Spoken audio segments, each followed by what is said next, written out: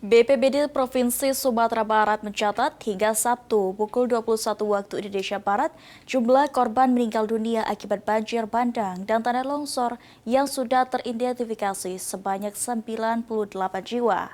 Sementara 93 orang dinyatakan hilang, 17 orang luka-luka, 79.410 orang berada di tengah pengungsian. Di tenda pengungsian maksud kami, serta warga terdampak sebanyak 29.536 orang.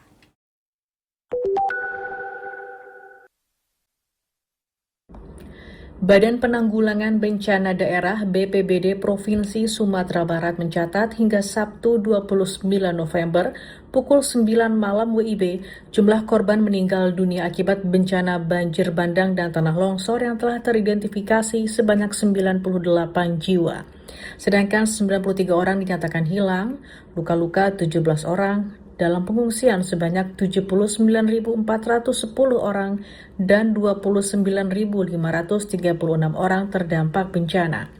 Kepala Pelaksana BPBD Provinsi Sumatera Barat, Era Sukma Munaf, di Padang menyebut rumah rusak ringan tercatat sebanyak 1.010 unit, rusak sedang 556 unit, dan rusak berat 232 unit. Kemudian layanan dasar dan rumah ibadah yang rusak sebanyak 11 unit, dan fasilitas kesehatan 4 unit.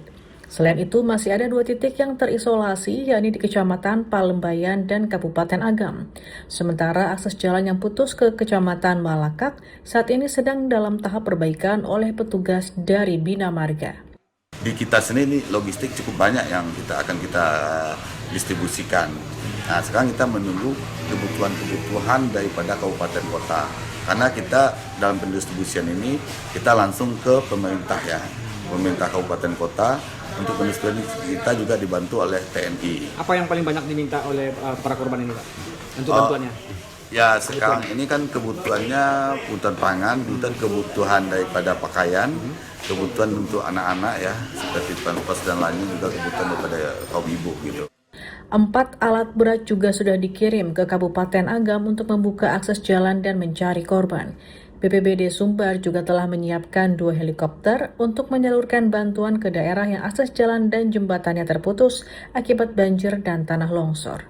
Dari Padang, Sumatera Barat, Melanie Friati, Kantor Berita Antara mewartakan.